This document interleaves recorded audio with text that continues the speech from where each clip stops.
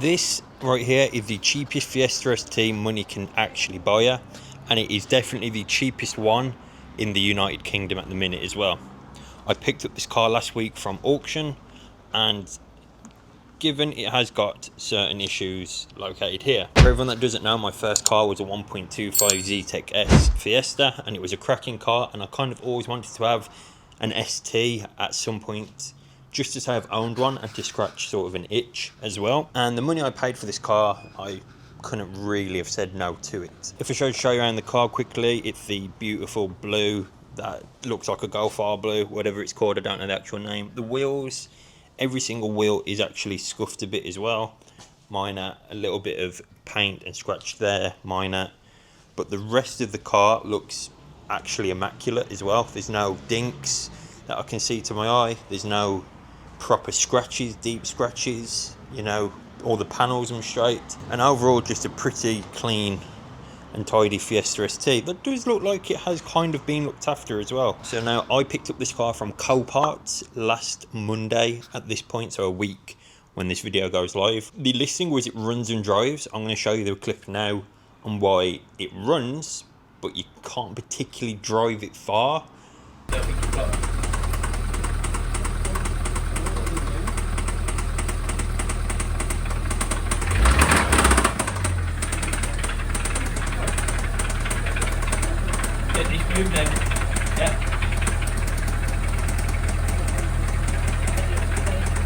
You know, the Copart's a very iffy place to buy from, and I wanted to make a video on Copart and BCA and other auction sites as a whole. I never kind of got around to doing that video just yet. But this car is a perfect example of Copart and their weird ways of listing a car.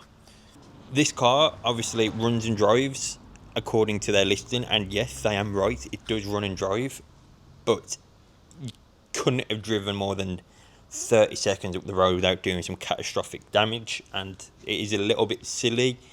Given I was prepared, but I know certain people out there will buy a car from Copart listed as runs and drives as a whole and go to pick it up, and you will have this issue where the bottom end's gone and you're not making it 5 minutes down the road, let alone a half-hour drive back, hour back, etc, etc. Luckily for me, I came prepared with the tow truck. We towed it back to my work, and to be honest, we started stripping it straight away. I must say the colour is actually beautiful. I love this sort of blue. Normally my go-to colour is black for every single car I've owned, but blue on this looks beautiful, and I do actually think this blue looks better than the black in the STs. For people that don't really know too much about the STs, essentially this is a 1.6 turbo inline-4 engine with a 6-speed box down there somewhere, and it makes, given 180 brake, the name is an ST180 or an ST2 for this one.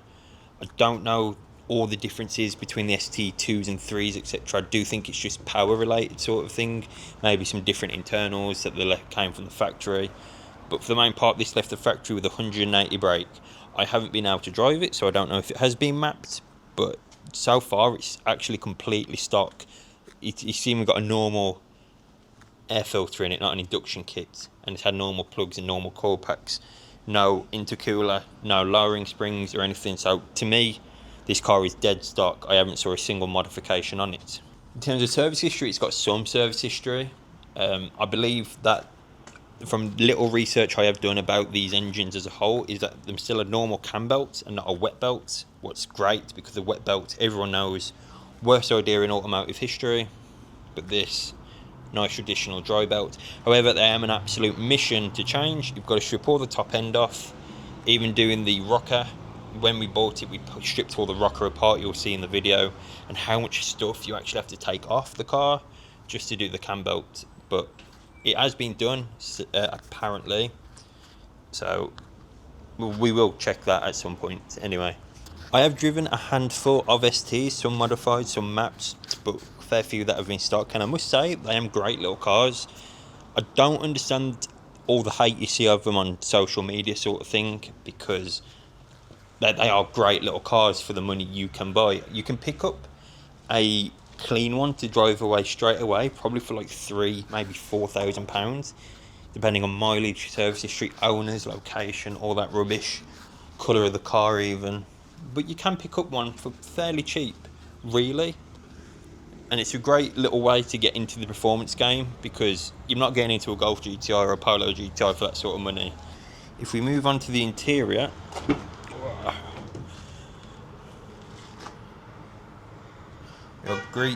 we are greeted with these beautiful LED little strips that light up when you're in the footwell sort of thing. What I think I'm really cool. The first thing you notice when you actually sit in is not the interior, but is actually the Recaro ST seats. That I'm absolutely comfortable. They're great. I do like them a lot. And anyone that knows anything small about Ford, if you're going to remember one thing about Ford that's good, the heating of them.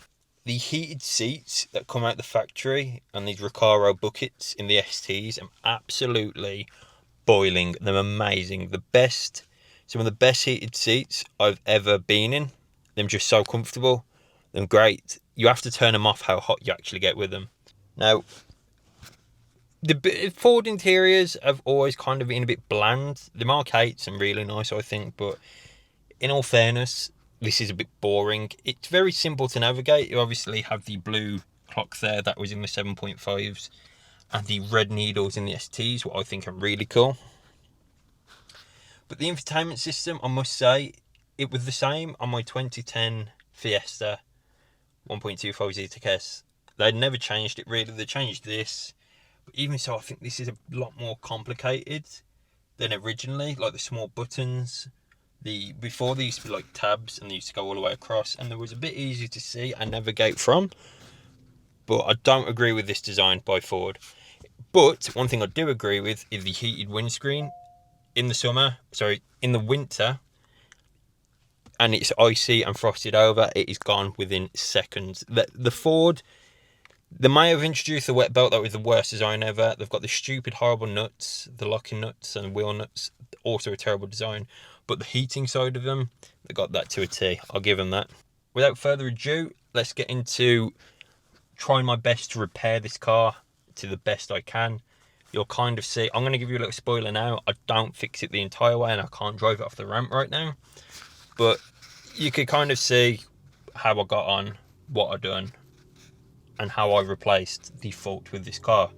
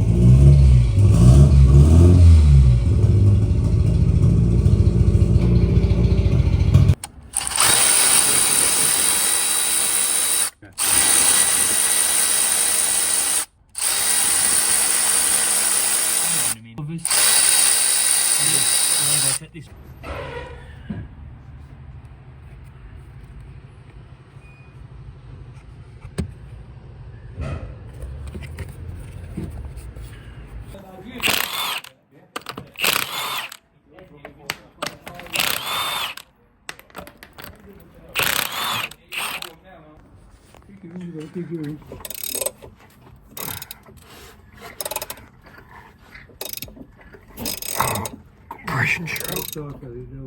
I know it won't.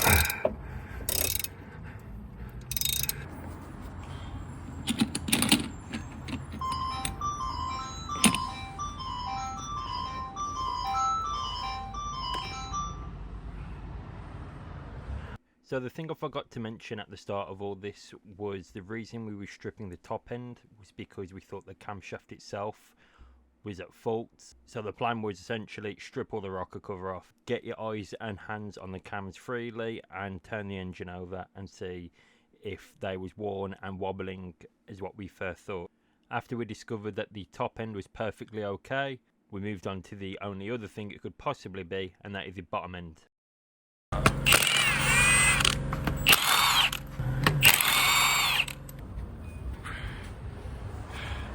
Fucking splash guards, wasn't there? Someone's been in before? No. Of course. Yeah.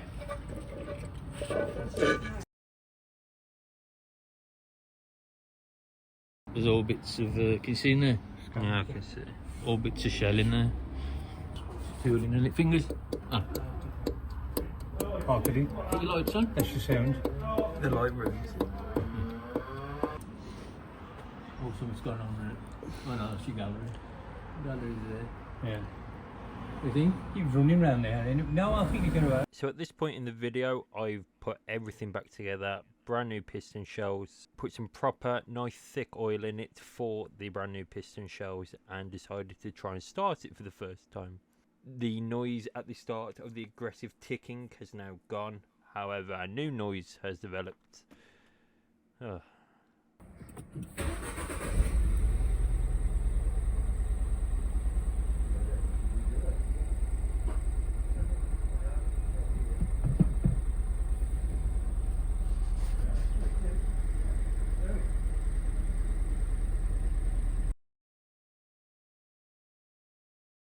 If you are new to the channel, obviously please hit the like and subscribe, as it means quite a lot to me. I'm on the road to hit 3,000 subscribers, obviously as soon as possible. Essentially, this car's whole purpose to me is, besides from scratching an itch I've had for the last 4 years, is doing a trading up series. Now, I don't know how many of you will remember the 350Z I bought last year. Essentially, that car was meant to be the start, and then I went and bought my GT4. And then I kind of never sold the GT4. I never had any intention of selling the GT4, and I kind of just kept it. So that idea got shoved in the back. But with this ST, I always thought it's got to be cool, but it can't be anything too cool, like, I don't know, like a RS3 or Golf R or whatever. It's got to be something cool enough to make videos on and people watch, but it's also got to be cool enough that I can expand on. The whole point is to end up with something amazing. I don't know what yet. I'm going to try and decide later on. But I'm kind of just going to go with the flow a bit, see what I like, what I want to do. And hopefully have some fun in this for a couple of weeks and flip it for a nice profit and move on to the next car. Ideally, I've got in the back of my mind what I want to buy next. Don't think I want to tell you guys yet, because the next car is another car that I've wanted, but I never did because I bought my Scirocco. But it'll all pan out, kind of. You'll all understand what I mean. This car's, I imagine this car will be sick. Just driving it up and down the yard, the gears feel beautiful, the suspension feels beautiful. It's a really nice car, and especially these bucket seats in the winter coming along now. The MR2 Turbo I've got over there, that is not going out in the winter at all. The GT4's got no ABS, so that can't go out in the winter because you'll be skidding all over the place. And my Scirocco's currently got a heating problem where I've got no heat coming through the vents after doing the heater matrix, the water pump, and a bunch of other water rubbish, oil coolers and everything. So instead of fixing them all, just buy another project. Yeah. But as always, if you did enjoy, please hit the like and subscribe, because this is going to be a pretty fun project. I think it's engine related, it's not bodywork, so that to me is brownie points right there. And yeah, I am quite excited to actually finish it, and hopefully in the next one I can actually drive it as well and give you a little POV drive. But until then, I'll catch you all on the next one.